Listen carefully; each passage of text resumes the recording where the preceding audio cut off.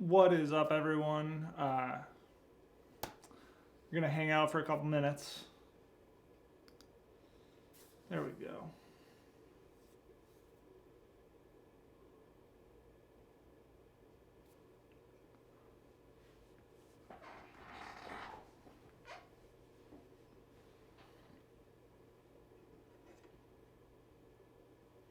What's going on? If you are joining in, say hey in the comments, in the chat. Oh, we got 0.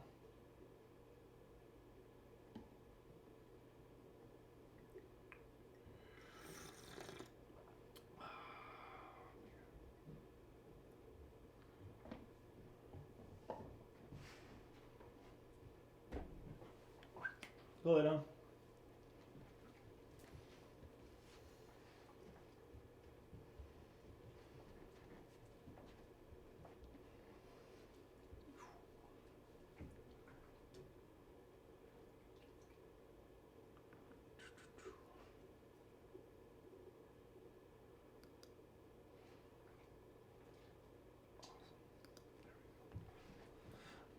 All right, I'm just doing some last minute checks, making sure everything is set up. Make sure you say hi if you're tuning in, where you're coming from.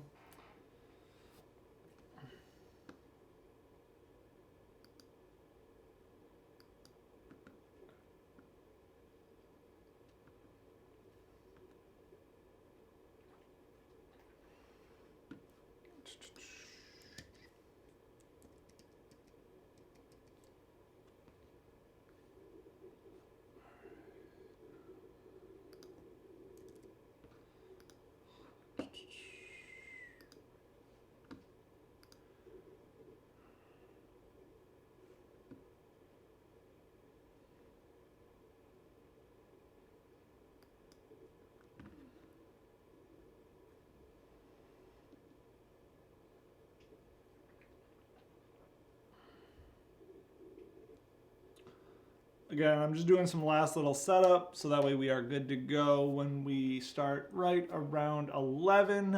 Waiting to get a couple more people in.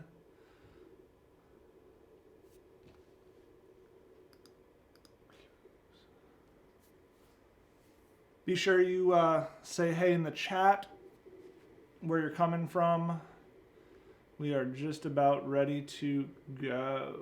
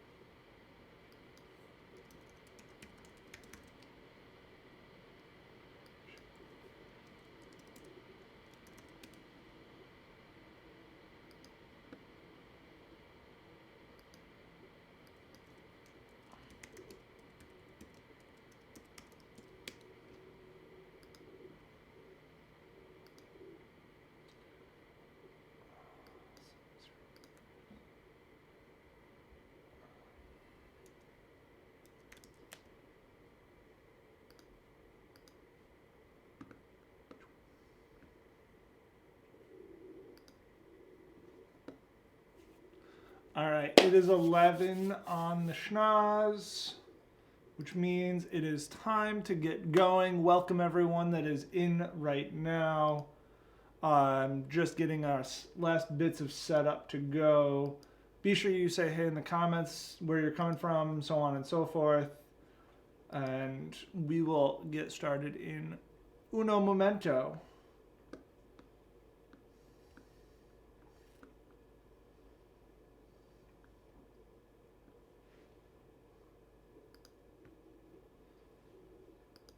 All right.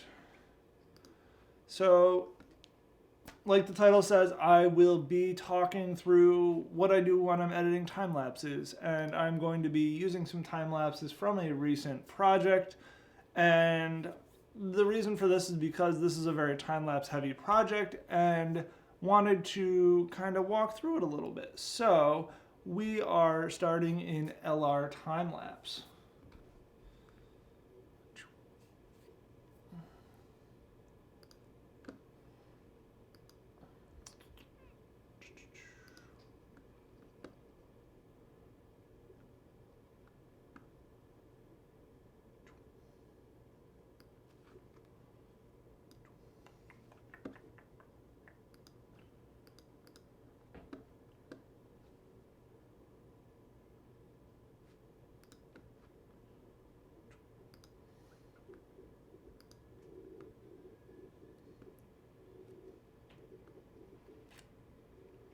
Again, if you have any questions, just leave it in the chat section.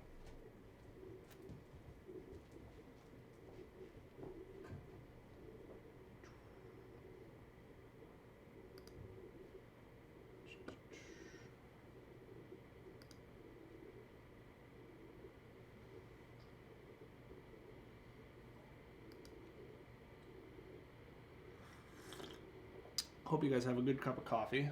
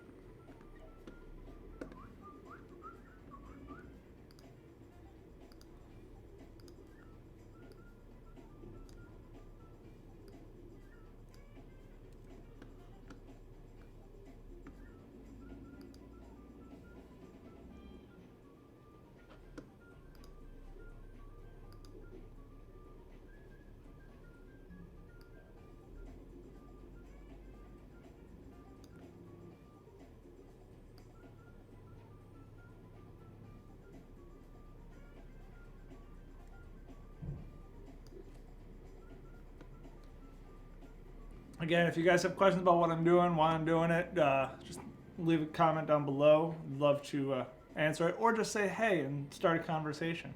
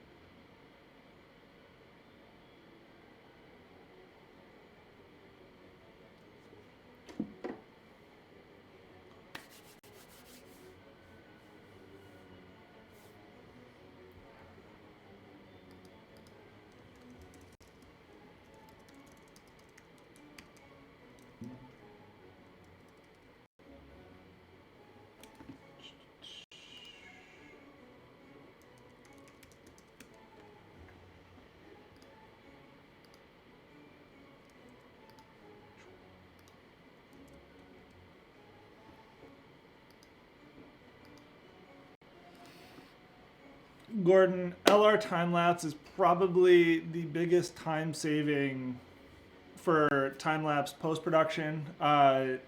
Basically what it does is it lets you set keyframes, and you're able to edit those keyframes, and it'll automatically change all of your settings in between the keyframes. So basically, I'm only editing 3 frames of actual, like, in Lightroom making the adjustments, and then it'll automatically copy and paste those adjustments across it, along with making adjustments for difference in brightness. So like, if it's easier to tell with like a day to night or a night to day, but if I'm changing the levels more so, whereas this was like shot at about 2 in the afternoon, and if I was shooting where I had a very drastic difference, it would automatically adjust all the settings for the difference between the keyframes as it goes. If that makes sense. It's a huge time saver. It's well worth the money if you're going to be doing a bunch of time lapses. You can use it for free if you're only doing up to like 300 frames, which sometimes it does. It also limits what you're able to export settings wise, but it is a fantastic piece of software. And you'll see why in a second.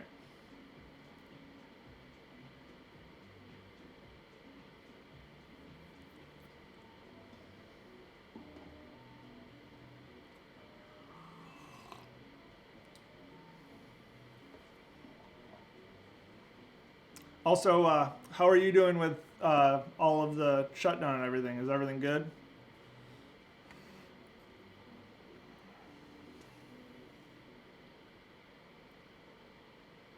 All right, so here's just a quick, this was after doing my just basic adjustments.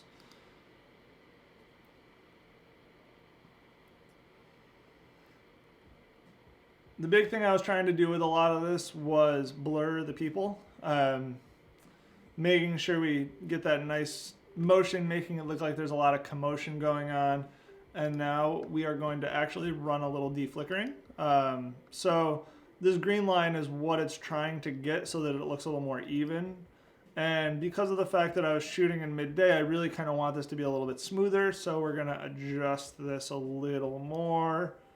Perfect. That's right where I want it. And then I'm going to do multi-pass, which makes sure that it runs it a couple times to get it as even as possible. So we're going to let that do its thing. And again, this is just honestly like one of the biggest time-saving pieces of software that I have found, because I'm able to let this kind of go and do other things like talk to you guys, or I can jump onto a different computer and edit a different Lightroom library, that kind of stuff. One of the big things that I do is if I'm doing a project with a lot of time lapses, I will make a separate Lightroom library for that project. A lot of times if I am just editing photos, I will go into one big working library that I will bring multiple projects in, and then that actually sits on my Dropbox so I can access it from multiple computers, whereas this only is accessible from my desktop or whatever I plug in my working drive to.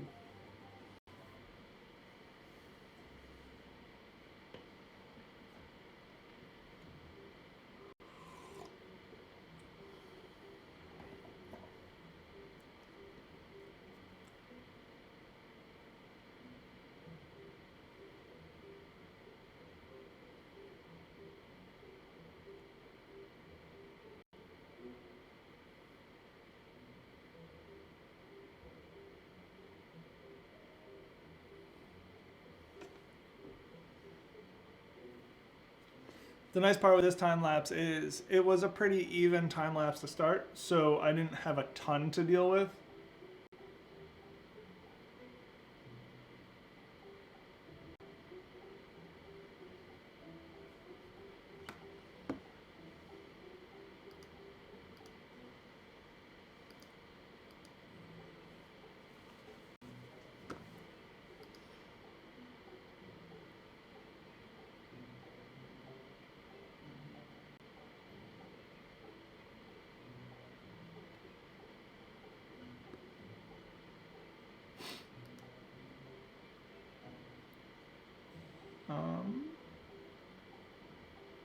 YouTube is not receiving enough video.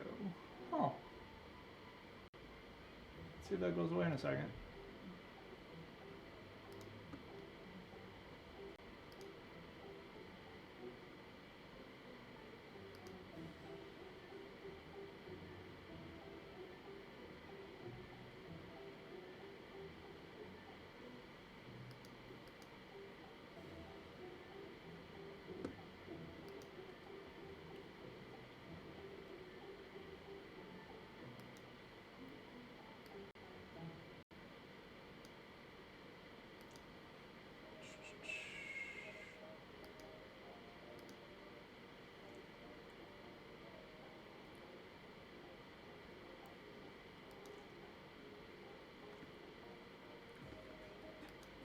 Gordon, do you have any other questions? Oh, there we go. So now you can see this is kind of where you'll see like the highs and lows of your time lapse, kind of the brightness. So you'll see this is a lot more even now than it was before we did this, especially right in here where it kind of got high, like bright and dark. Yeah, so that's actually a pretty solid time lapse. And then we'll actually come back over here to Lightroom and we're going to go back to our full sequence. And then we're going to select every image, right click, go to metadata, and then read metadata from files. Boom. And then you'll watch it populate all of the adjustments all the way through, making it a lot nicer.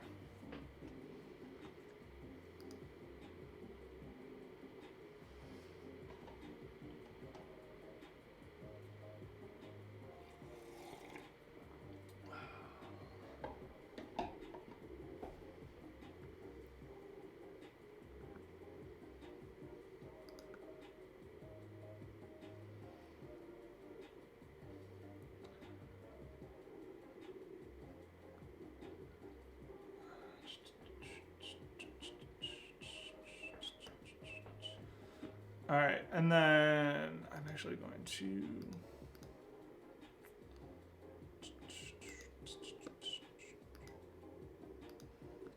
there we go. All right, so normally what I would do is I would export this at this point, but I'm not going to do that. I'm just going to keep working on other time lapses. But just so you can get an idea of what the export would look like, we're going to come down here and we're going to go to LRTimelapse. This is a plugin that comes with the LRTimelapse software. And this is all pretty much set up for you to go. You're going to choose folder later so that way you're able to pick your folder when you want it. All of this stuff is good. And then it will, before you do that, you need to make sure you have the whole time lapse selected. And then you just press export and voila. It just takes a long time for it to export, so I'm not going to bother with that right now. I'm going to go work on other time lapses.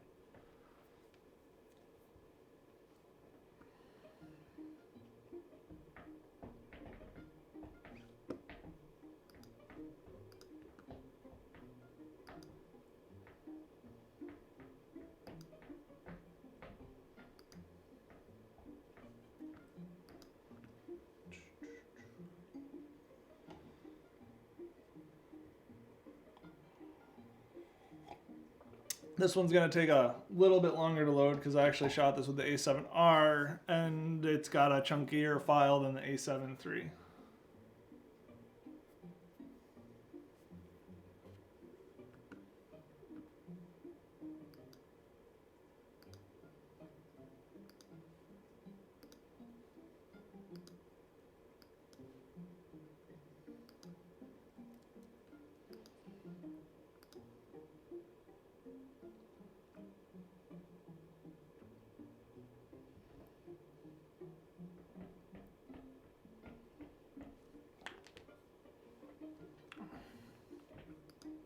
All right. Oh, what did I do at the end? Oh, okay. Hang on, I gotta go delete. I forgot that I moved time lapse, so.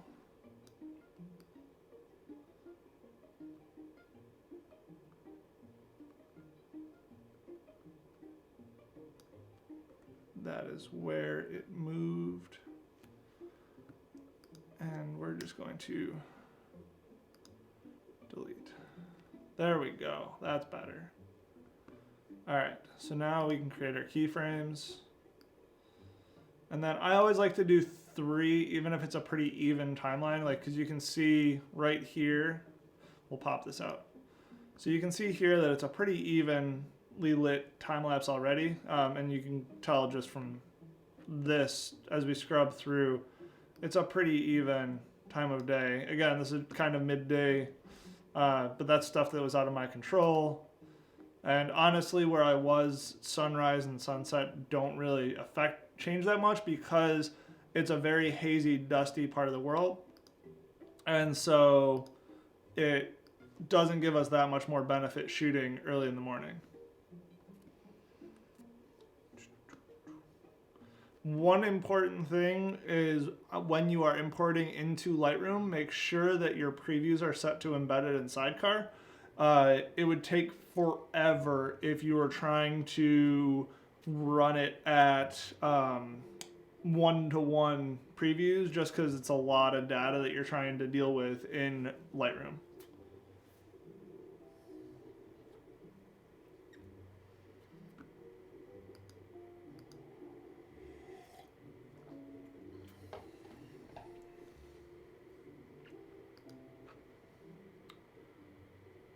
And then once we're done with the initial previews, we are going to get going on this one too.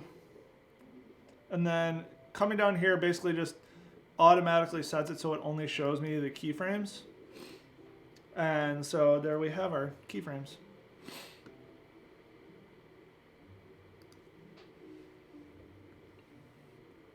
All right, so the first thing I'm gonna do is, because I do shoot them in full full 3x2, I am going to actually bring it down to 16:9, and this allows me to pick my exact framing. I know ballpark what I'm looking to get out of it, but this lets me make sure that I'm like exactly where I want. And one of the nice things with the A7R is I have so much data that I'm able to grab whatever I want. Usually I'm trying to export it at 4K. You can actually export A7R files at an 8K resolution if I wanted to. So yeah, and then I have my own custom presets that I use. I pretty much base off of one of these two all the time. So it makes it easy.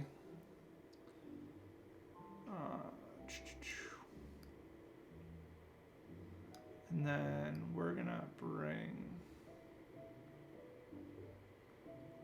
yeah, there we go. One of the hard things with this frame is there's not much actual gray or black in the frame to tell. I've got this little bit over here that gives me a little bit of a base, but got a lot of reddish clay dirt.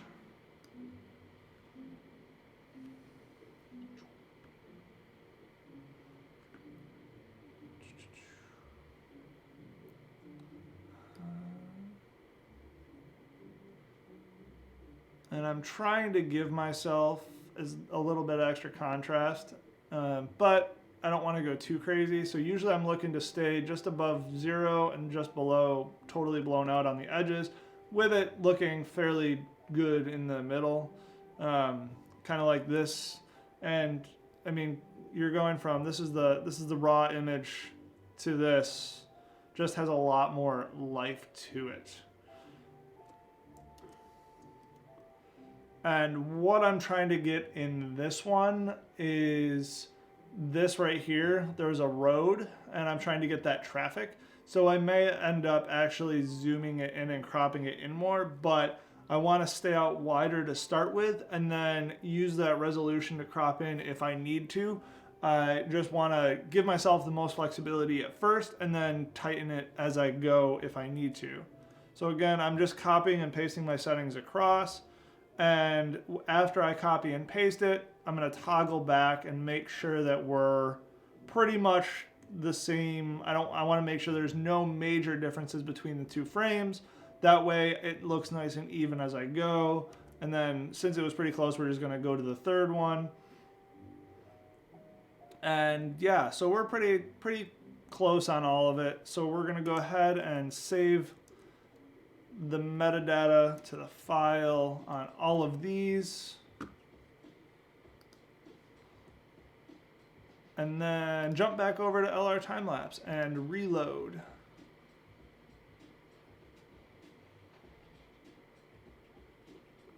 And then create our transitions. And this is literally just doing all of the work for me. Makes life so simple.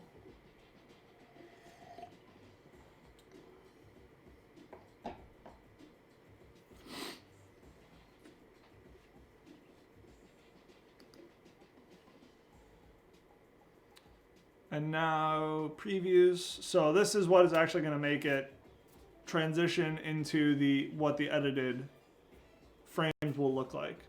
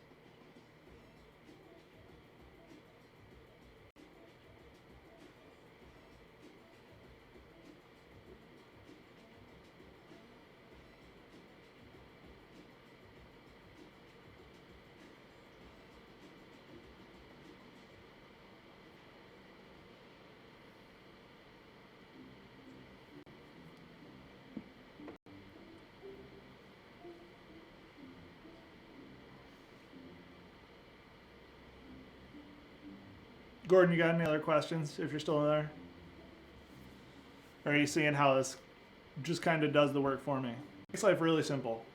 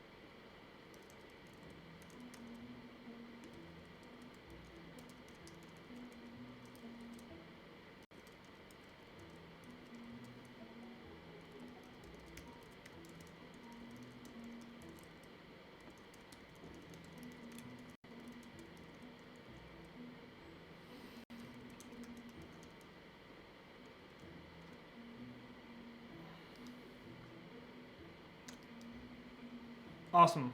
I'm glad you're learning, Gordon. I know it's not the most exciting thing with a lot of stuff going on all the time, but once you kind of develop a flow, it just makes it so much simpler. Are you doing more time lapse now, or are you still doing more just like straight stills?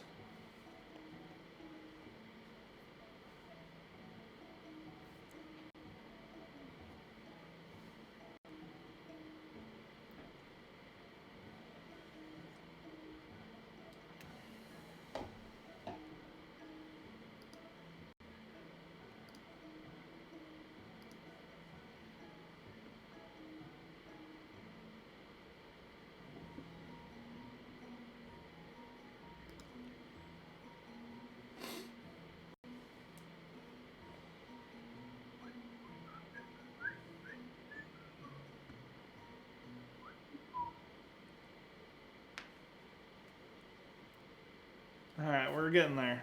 One of the cool things is it actually gives you like a estimated time for completion, so we got another minute.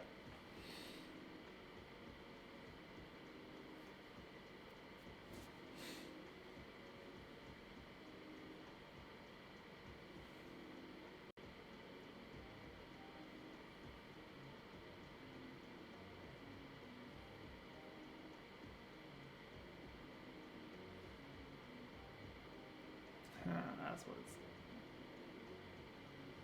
I just need sense. Graphics card is heating. All right, so I just realized that when I'm rendering previews, the streaming may have a little bit of a buffer issue because the graphics card is being used to its maximum.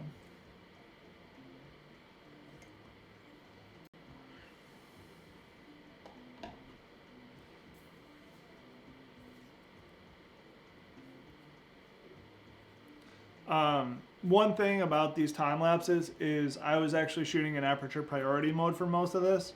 My goal was to get down to about 1/2 to 1 second exposures. I really wanted to be able to drag it so that you see kind of like the motion blur of the stuff moving in frame. And so I was using various ND filters from 3-stop to 10-stop. And then we were at like aperture 5, f5.6. All right, so now let's see what we got. All right, so yeah, we got pretty solid little commotion here. Not as much up here as I was expecting. Oh, we got the little baby goats. Scroll through it a little slower this time. So I feel like if I crop in a little bit and maybe cut like this and make this more of the bottom of frame and then kind of crop this edge out, that might give me a little bit more dominance in the action, whereas right now the action here is just feeling kind of small. We're gonna go ahead and make that change. So what I'm gonna do is I'm actually gonna come over to Lightroom, and then we're going to grab these three and again read the metadata from files, just because they will likely have tweaked a little bit, even though these are the ones that I did edit. And then I'm going to come over to the develop module and, like I was saying, kind of bring my crop in like this. So it's gonna look a little more like that. Yeah, we'll go a little further. We'll come to this edge. There we go.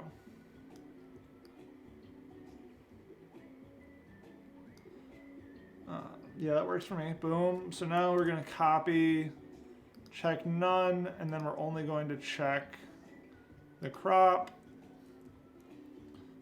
And then we're going to paste our crop over, so that way we have a perfect match across all of them.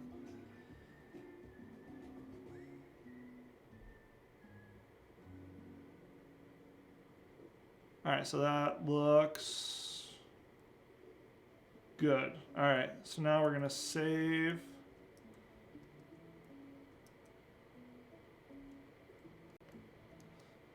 And then go back over to LRTimelapse.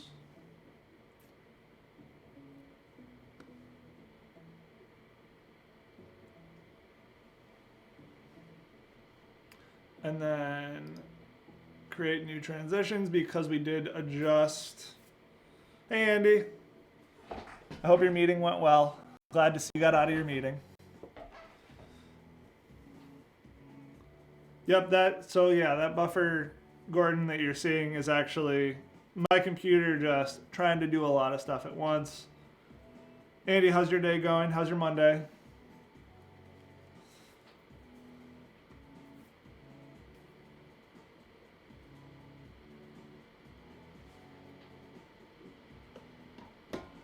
The impressive part, even though you're getting a slight buffer, is that we aren't dropping frames, so at least we're not totally killing it.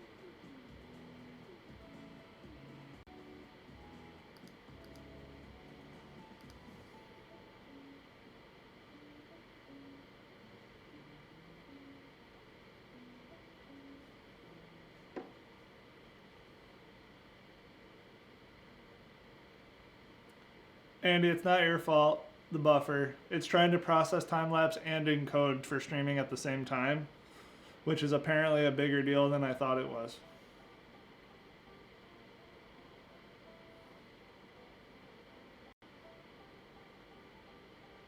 Andy, are you doing time-lapse stuff at the same time you're doing actual work? Gordon, Andy is one of the guys that went to Ethiopia with me. Awesome time-lapse guru.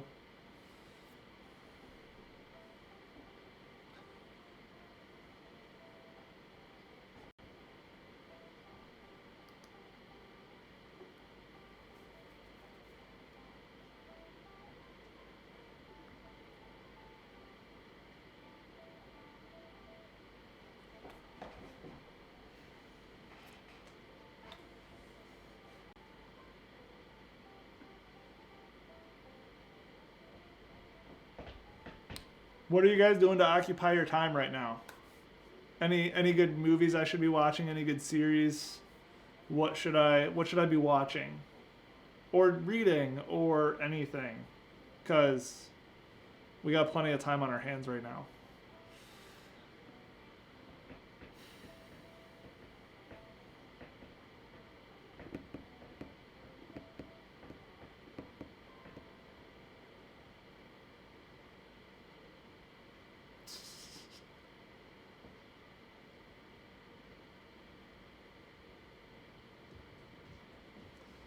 All right, so I think for my next one, if I'm doing time-lapse rendering or video editing live, I'm gonna have to go to a lower setting on the bit rate.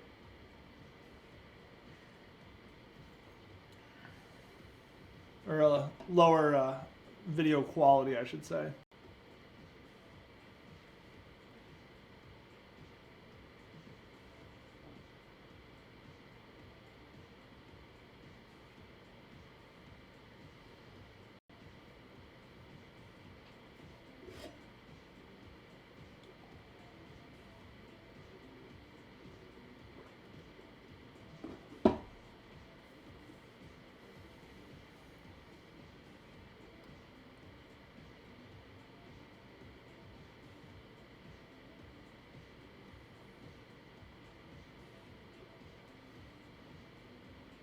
All right, we got 30 seconds left. Hopefully.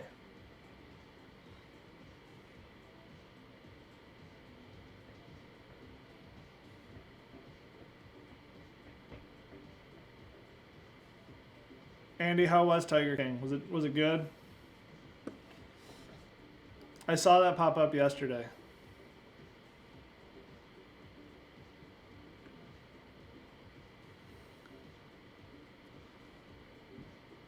I think Netty sounds better than Netflix, Andy. That's just my personal opinion. Oh, here we go. What do we got?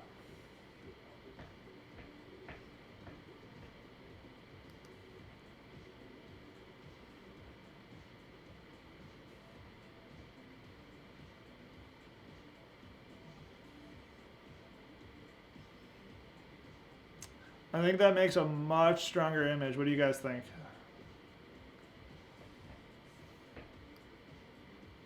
Definitely shows a little bit more of that traffic commotion. I almost could have used a slightly faster shutter, but it still does the job.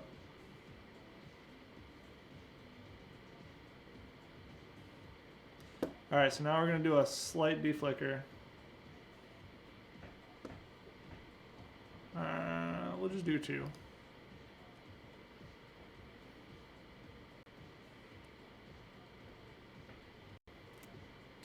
Andy, car stuff.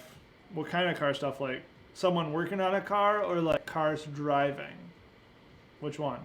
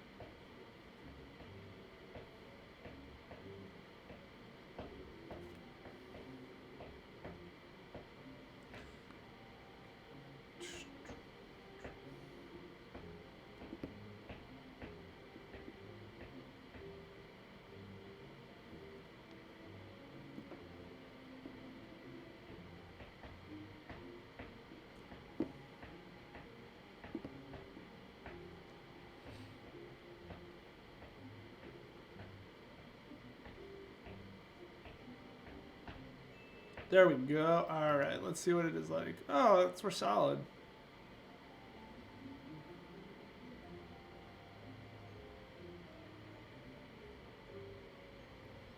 Boom, sweet. All right, I'm happy with that. So now I'm gonna bring it back over. We're gonna go back to the full sequence. Head back over to my library page, or window panel, whatever you want to call it. Select all and read all of that good metadata.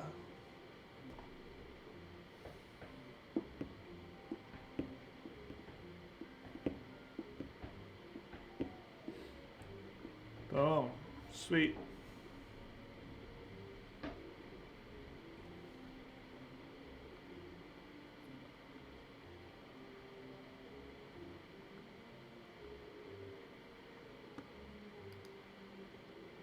What's up? You just missed. We've done 2 time lapses so far, so we are just bringing this info in, and then I'm going to start on a 3rd time lapse. Nothing too crazy. We're just kind of going through the flow of it all. Bringing it back down here. I'm actually going to switch back to A7 III files because the A7 III files are way easier to handle while streaming, I'm finding, than versus A7R3 files. What did the Canadian Prime Minister say about all of the fun happening right now? Anything good? Any good changes for good old Canada? Any news on when you'll get to film hockey again?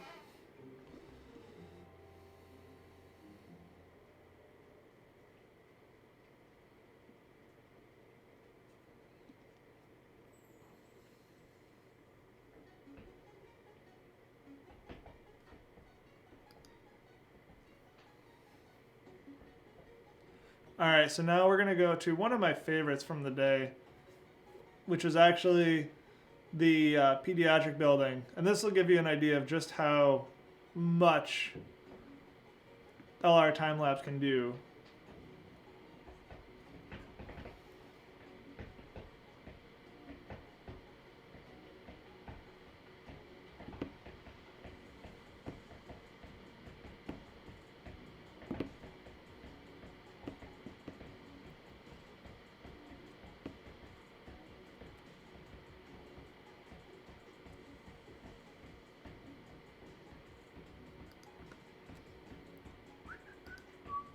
All right, so I am finding the stream's a little bit behind of where I am, so we're just gonna hang for a second. Take our time.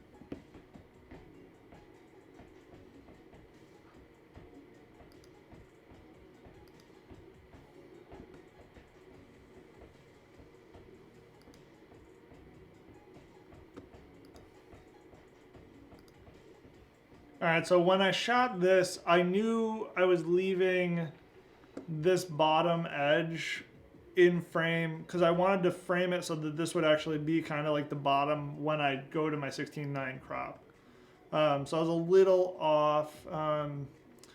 One thing I'm finding with a lot of my African construction is that things are not always perfectly straight, which frustrates my OCD, but it is what it is. So I try to do like the best I can with it. I was trying to line up perfectly straight across this doorway, so that way it would just shoot straight down this corridor.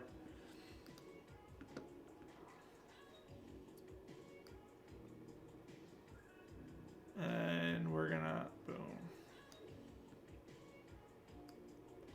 And then I can't really do too much about the blowout in the back because I couldn't put lights in. But yeah, so that's what it is.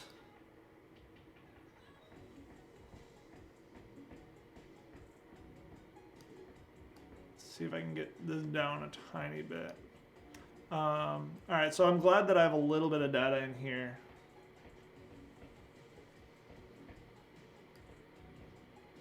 Oh snap, they're closing province borders? That's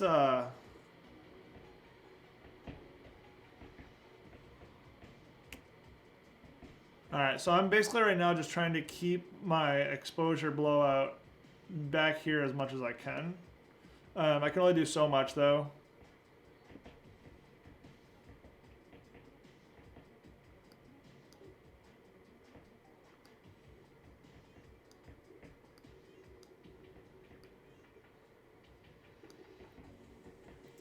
Alright. That works for me. Awesome.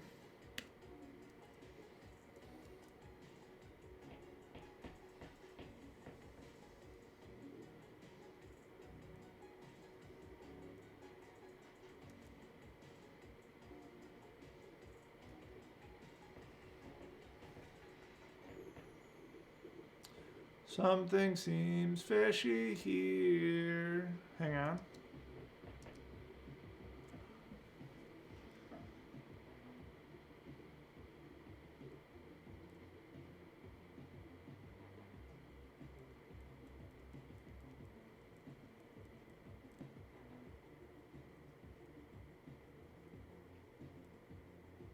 Huh.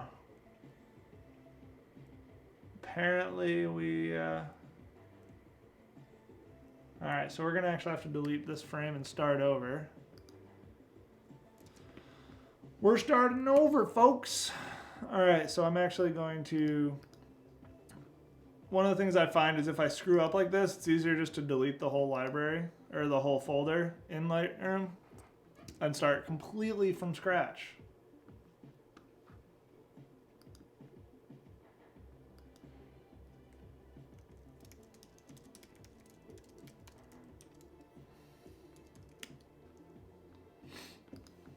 Alright, so we are starting over with our keyframes.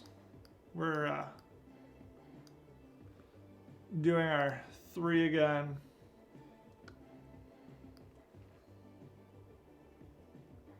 Boom. Alright, so now we're back in action. So for all of these, I just did 300 frames. It was a happy medium because I was trying to get as much in as I could, mostly because this was last week when I didn't know how, or 2 weeks ago, a week and a half ago, whatever, when we didn't know how much time we were going to have in country because of all of this Corona fun.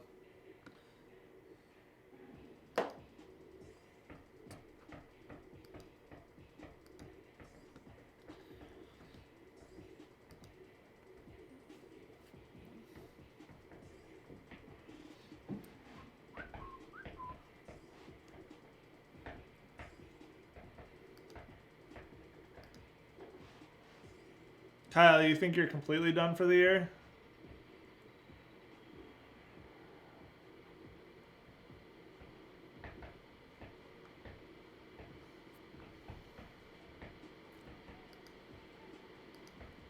I'm highly doubting you're shooting on Wednesday, by the way.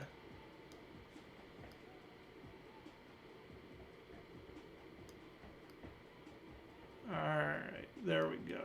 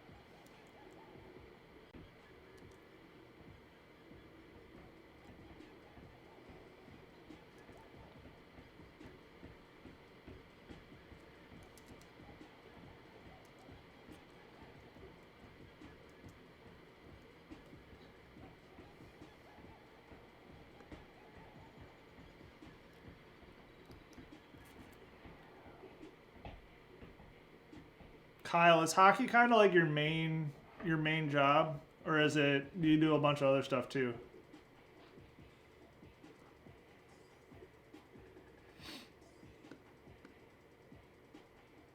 Ooh, we got 5 people. If you are just joining, drop into the chat, say hey, say who you are, where you're coming from.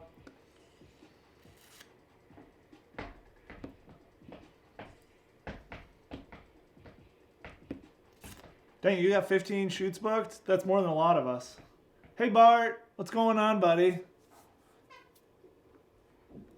How's the puppers? We are, just so you guys are aware, we are on a slight delay.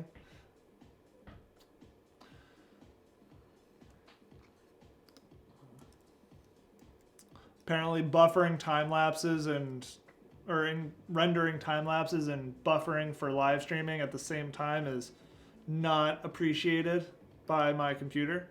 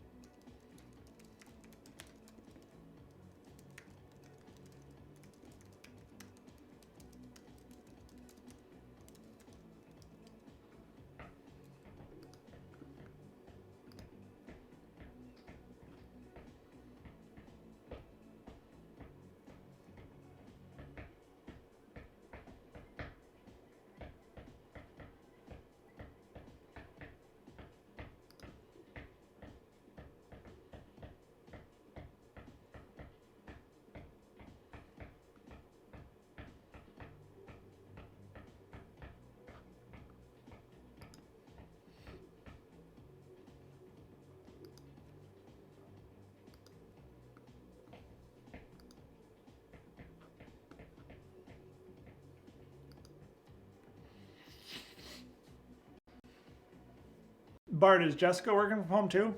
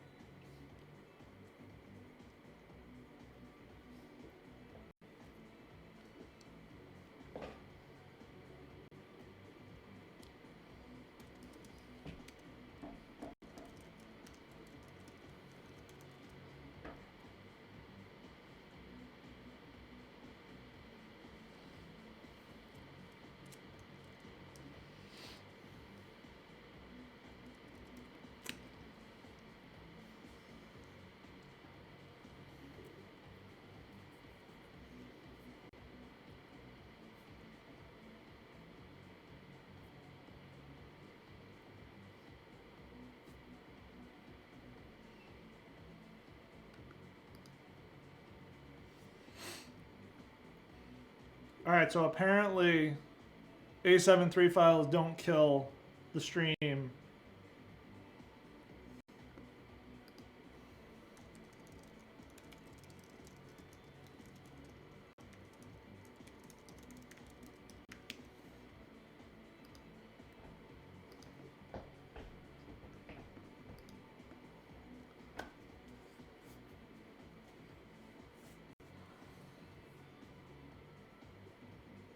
Still got about 2 minutes on the render.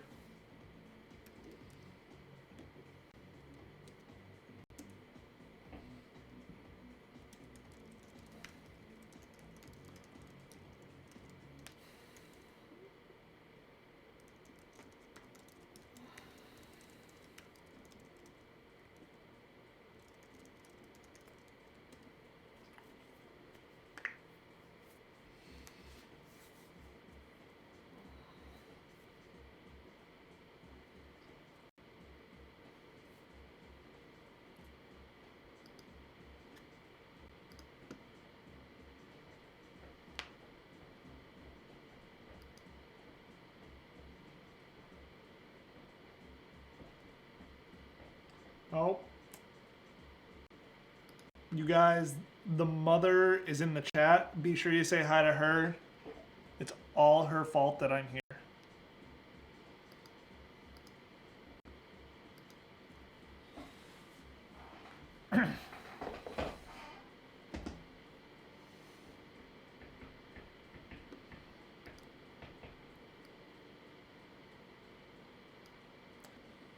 You guys have snow in New Hampshire? I mean, it's an easier way to stay quarantined.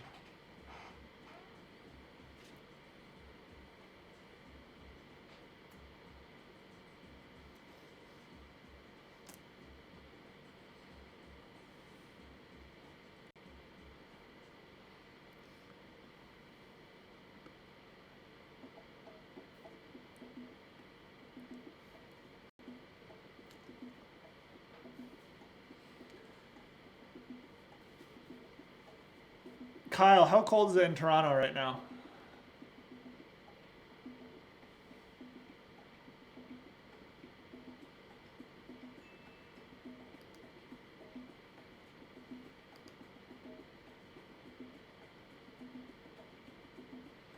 All right, here we go.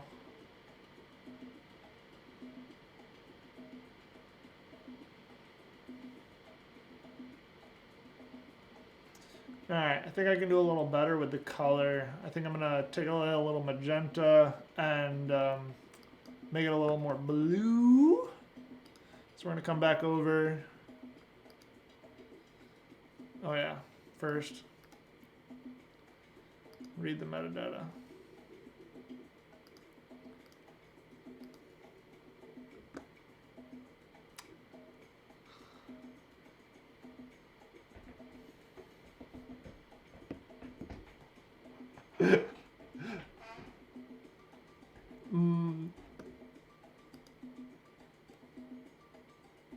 Mom, that's Kyle. He's out of Toronto.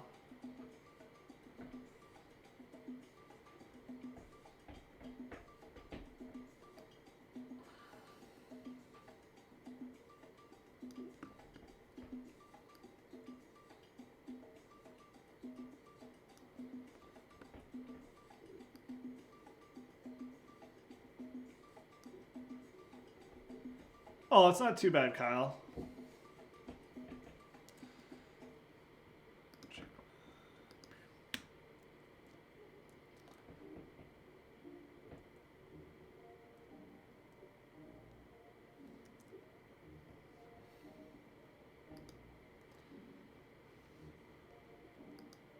I mean, that's at least tolerable, Kyle.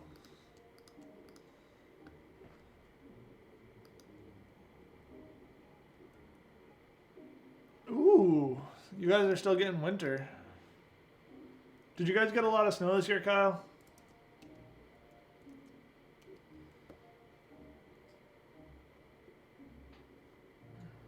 We're about a full minute behind. It was 78 on Friday here outside Philly.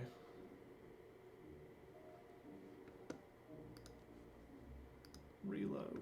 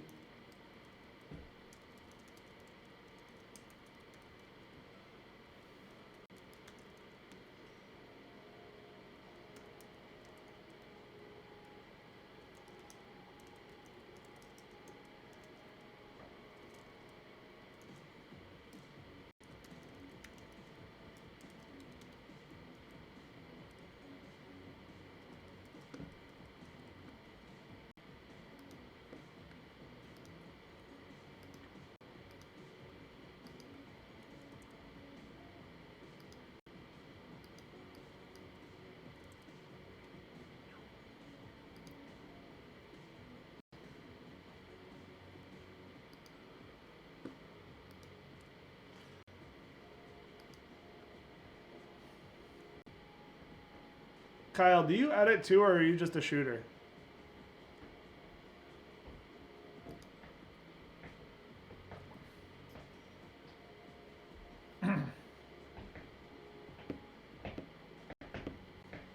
Bart, I'm assuming we're gonna have to barbecue soon, as soon as we can travel.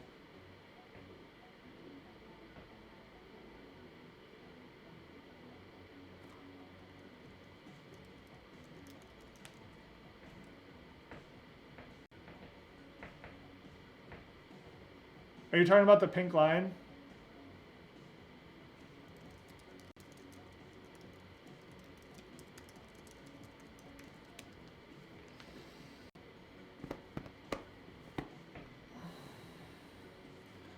All right, so good question, Kyle. So this is actually the exposure of each frame in the time lapse. So this is basically showing that like this frame was darker than this one because of the fact that I was shooting in aperture priority mode, so it's slight bit different. So basically, as it comes across, we'll wait a second for it to render. We only got 20 seconds left on that render.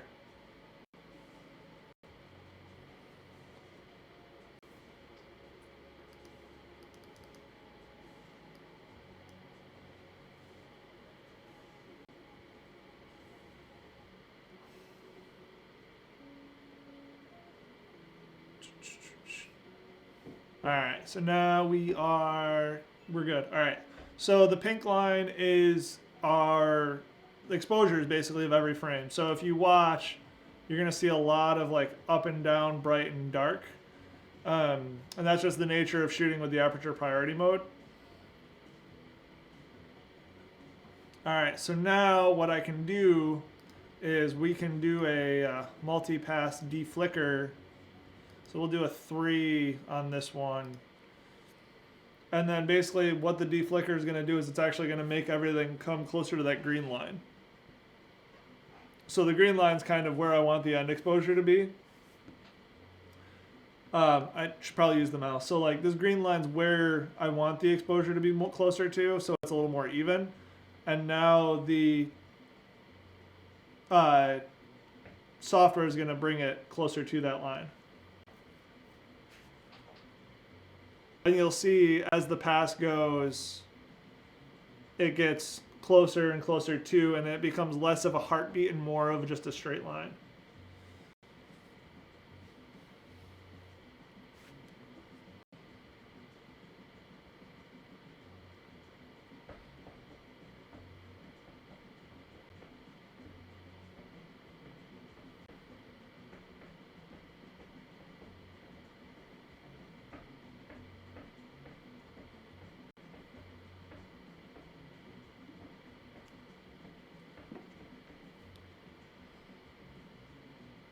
Yeah, so you'll see how it's very quickly getting closer.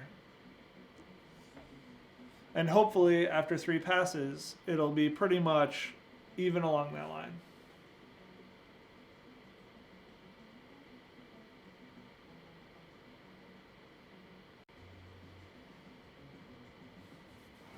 Bart, have you used LRTimelapse or do you not shoot time-lapse?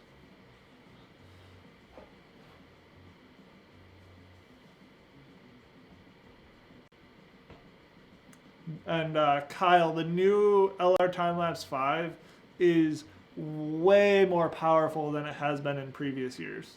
It's extremely impressive as a piece of software.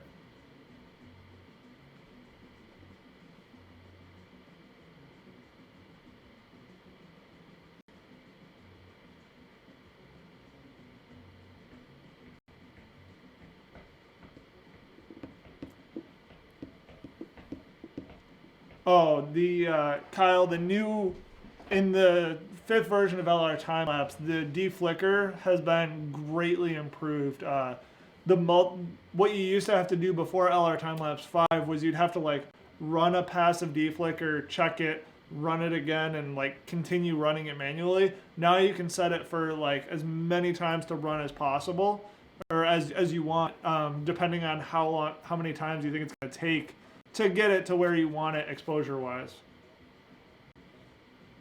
Yeah, this is a hugely time-saving piece of software.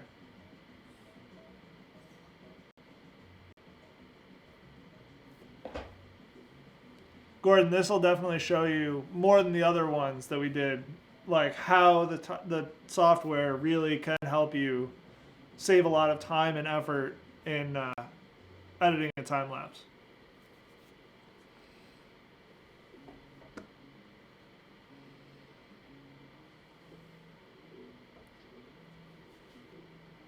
I mean, just in one pass, you guys can see just how drastically different it right here. Like, I mean, this was like down here before. So now it'll hopefully bring it up like to here, and then the third pass will bring it right onto the line. That's my hope.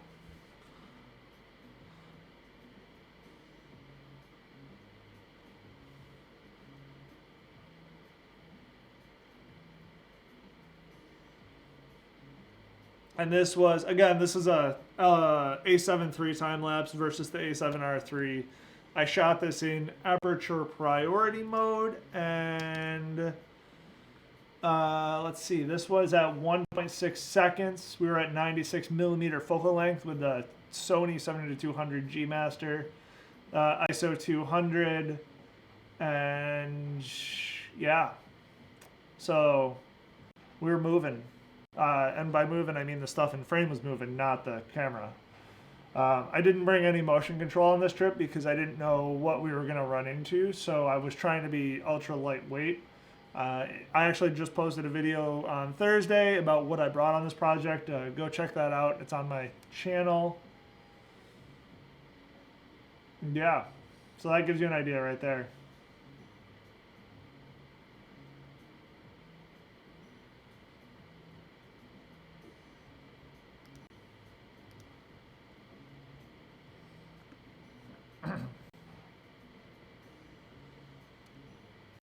Bart, maybe we should do some content together about shooting better time lapses.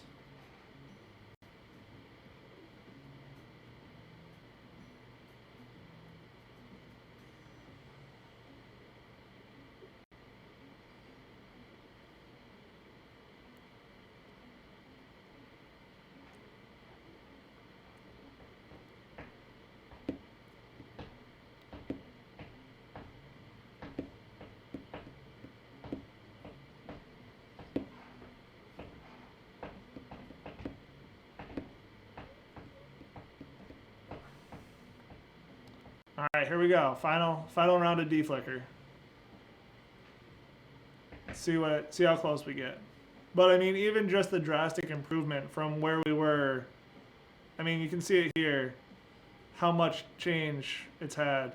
So the red is actually like how it's adjusting each frame to make it so that the image gets closer to what you're hoping for.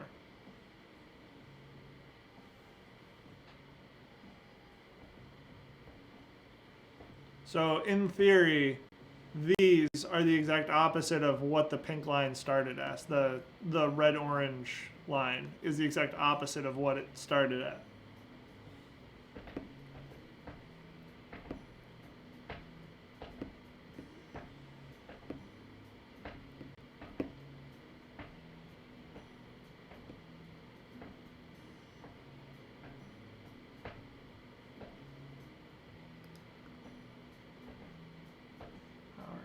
So we're a minute behind.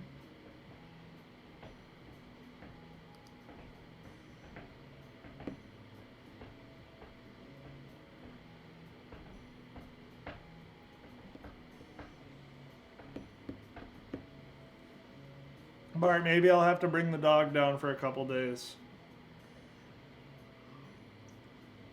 Time lapse and barbecue.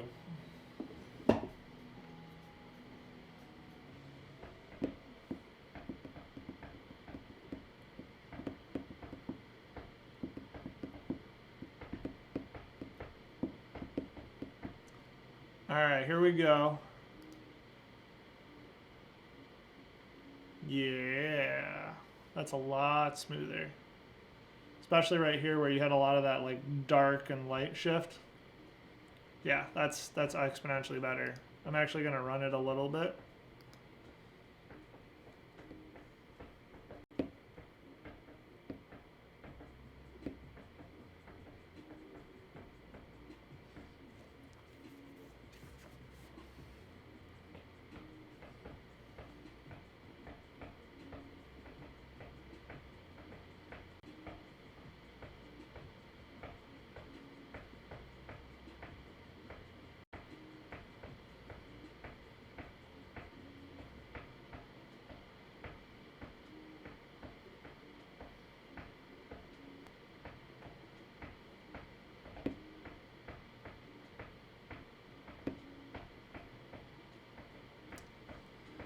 I am running Sony FS5 through Blackmagic Ultra Studio Mini Recorder into OBS, into YouTube.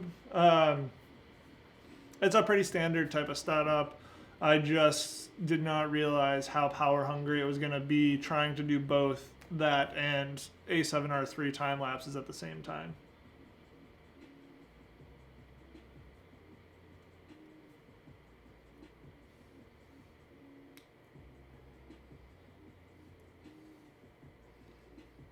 Kyle, I'll do a walkthrough on Insta Stories after I'm done of the streaming setup because I've also got it lit by 1x1 and aperture 120D. The background, so all of that has a aperture 120D with a space light, their modifier that they used to have before they did the China ball, and then my main light is a FV Light K4500S or K4000S bicolor set to daylight bouncing off of my ceiling down onto my face. All right, so you can see just how drastically different this is from where we started with the deflicker. And I'm pretty happy with that. I'm pretty content. Yeah, awesome.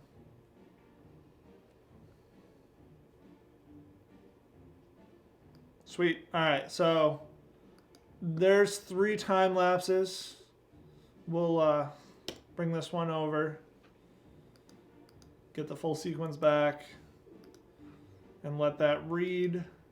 It's about where I'm going to end this. Thank you guys for chiming in and chatting and asking some questions. Be sure to don't be afraid to ask questions otherwise. Yeah, don't be afraid of asking questions about this stuff. Love to answer them. Other than that, yeah, have a great day.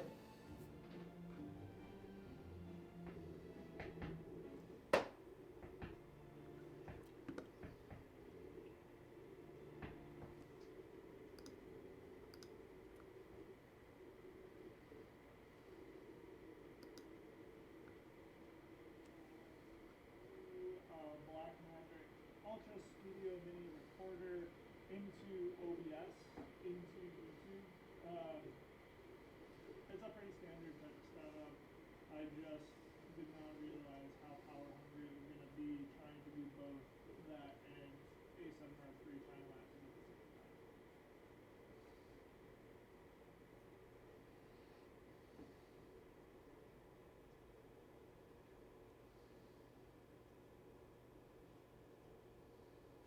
Kyle, I'll do a walkthrough on Insta Stories after I'm done of the streaming setup because I've also got it lit by 1x1 and aperture 120D.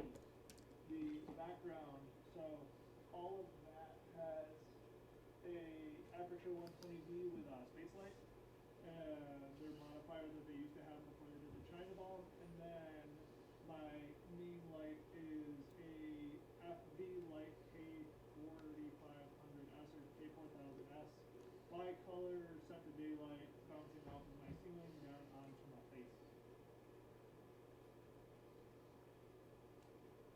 Alright, so you can see